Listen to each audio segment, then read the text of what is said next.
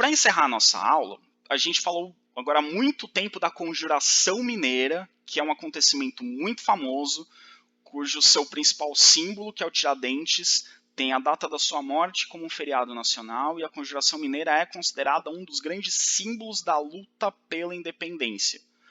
Nós vimos que os Inconfidentes, ou a Conjuração Mineira, não queria libertar o Brasil, só queria Minas Gerais, mas esse evento é usado como se fosse um grande símbolo da libertação nacional.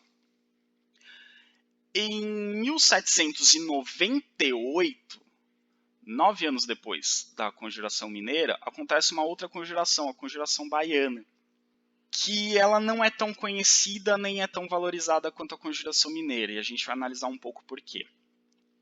Pois bem, por volta de 1790, a cidade de Salvador, que era uma das maiores cidades do Brasil, tinha cerca de 60 mil habitantes. Era uma grande cidade. Dessa população, 2/3 eram negros e mulatos, ou seja, de 60 mil pessoas que viviam em Salvador, 40 mil ou eram escravos ou eram mestiços. Então, a grande maioria da população não fazia parte da elite branca. E Salvador estava passando por uma grave crise econômica, com uma miséria cada vez maior. Os impostos crescendo, o que era algo comum ali no final do século XVIII no Brasil. Portugal está aumentando a pressão sobre a colônia, então os impostos estão crescendo, o preço dos alimentos está aumentando, a escassez de produtos, é difícil de encontrar alimentos, e produtos de necessidade básica, alimentação, vestuário, remédios, estão difíceis de encontrar e por isso são caros. A população em Salvador está cada vez mais insatisfeita e essa insatisfação é demonstrada, entre outras formas, através dos saques a armazéns. Então, os armazéns que guardavam os produtos que vinham de Portugal começam a ser saqueados. Não só os que vinham de Portugal, que vinham de outros lugares da colônia. Então, os armazéns que guardavam os produtos que iam ser comercializados são saqueados pela população. Nesse contexto, muitos intelectuais baianos tem contato com as ideias iluministas e com as notícias que chegam da França. Aqui em 1790 já havia ocorrido a Revolução Francesa, ela está acontecendo, e esses intelectuais começam a discutir as ideias iluministas e as notícias que chegam da Revolução Francesa. Só que as ideias do iluminismo e as notícias da Revolução Francesa não ficam apenas entre os intelectuais baianos. Elas também começam a chegar entre os grupos mais humildes e grupos sem instrução, pessoas que não frequentavam a escola, que não frequentavam as universidades, como os alfaiates, os sapateiros, os carpinteiros, os pedreiros, que muitos desses são escravos ou escravos de ganho, e os que são livres, muitos deles são ex-escravos. Poucos que que exerciam essas profissões de alfaiate, sapateiro, carpinteiro, pedreiro, eram descendentes de europeus. A maioria deles eram mestiços ou escravos libertos, ou filhos de escravos libertos, ex-escravos.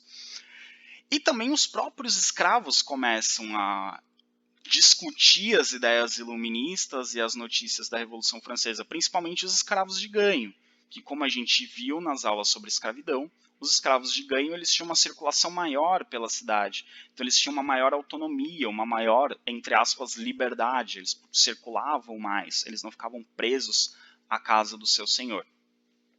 Então, em meio a esses grupos mais humildes de escravos, ex-escravos e trabalhadores de pequenos negócios, começam a florescer ideias da independência do Brasil.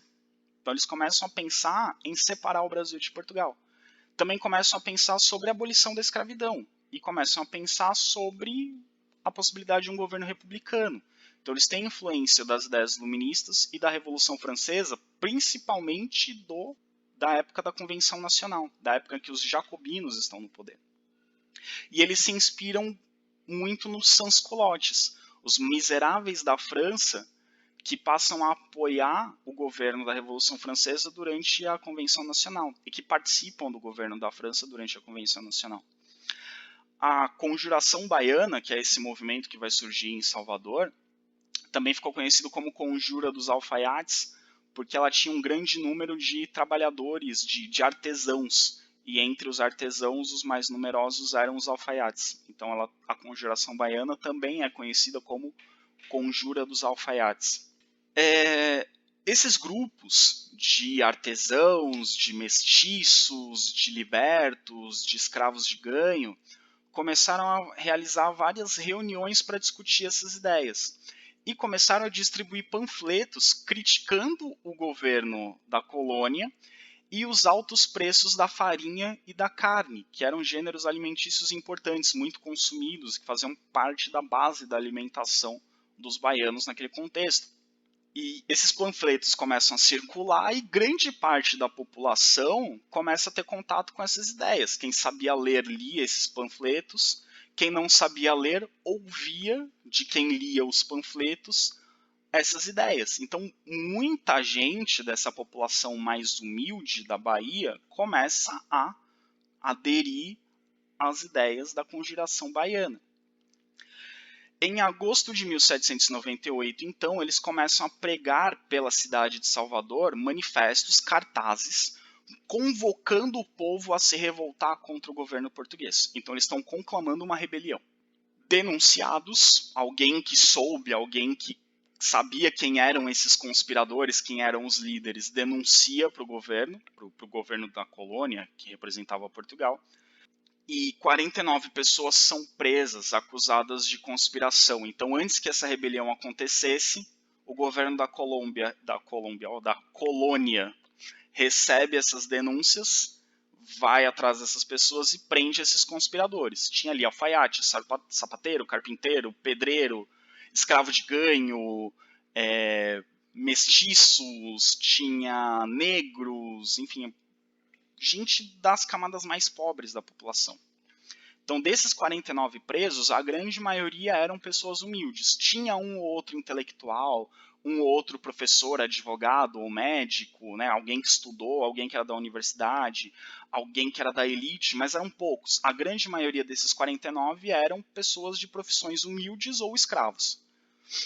Qual que foi o resultado desse processo? Desses 49 que foram presos, 34 foram processados. Desses 34 que foram processados, 10 eram escravos, 6 eram ex-escravos e os outros eram ou militares de baixa patente, como por exemplo alferes, e artesãos. Então, homens livres que exerciam essas profissões mais simples. Os mais ricos desses que foram presos não foram condenados. E é muito provável, assim, não tem nenhum documento que afirme isso, mas os historiadores, analisando o processo como ele foi feito, acreditam que os mais ricos que participaram do movimento não foram condenados para que o governo português dissesse, olha, tá vendo, esse movimento aí é só de gente pobre, só de escravo, só de gente ignorante. As pessoas ricas, as pessoas instruídas não participam dessa bobagem. Então, eles livraram a cara dos mais ricos para dizer que eles não estavam envolvidos, que era um movimento de gente sem instrução, de gente que não sabia o que estava fazendo. Então, para desqualificar o movimento, não condenaram ninguém da elite, para não associar o nome de ninguém da elite ao movimento. As penas, dependendo da participação e da condição social da pessoa, variaram. Teve gente que foi condenado à morte, teve gente que foi expulso para a África, né? Foi degradado, né, levado para a África. Teve gente que foi preso em uma prisão na ilha de Fernando de Noronha, que na época não era um ponto turístico do Brasil como é hoje. Na época, a ilha de Fernando de Noronha era uma espécie de prisão de segurança máxima, porque é uma ilha muito afastada do litoral, então as pessoas não conseguiam fugir de lá. E os escravos que participaram do movimento foram condenados a açoite no Pelourinho, então levaram dezenas de chicotadas. Quem foi condenado à morte? 4 pessoas foram condenadas à morte, no ano de 1799. 2 eram alfaiates, o João de Deus e o Lucas Dantas, e 2 eram soldados, o Manuel Faustino e o Luiz Gonzaga das Virgens. Nenhum escravo foi condenado à morte, os escravos foram entregues a seus donos e os seus donos que aplicaram os castigos. Então, 4 condenados à morte. 2 eram alfaiates e 2 eram soldados de baixa patente. Então, eram homens livres, trabalhadores, não eram escravos, mas eram pessoas humildes. E o que esses 4 tinham em comum, além de serem pessoas humildes? Os 4 eram mulatos, os 4 eram mestiços. Nenhum branco foi condenado à morte. Foram condenados mestiços. Por serem homens livres e exercerem profissões, foram considerados líderes. Eles sabiam ler, sabiam escrever, eram considerados intelectualmente superiores aos outros revoltosos. Mas por serem mestiços, foram condenados à morte. E aí vem uma polêmica muito grande a respeito da Conjuração Baiana. Tiradentes foi considerado um líder, um herói, um símbolo da luta dos brasileiros contra a opressão portuguesa. E por que esses 4 mulatos foram esquecidos pela história? O dia que eles morreram não é feriado. Ninguém sabe o nome deles. Poucas pessoas lembram o nome deles.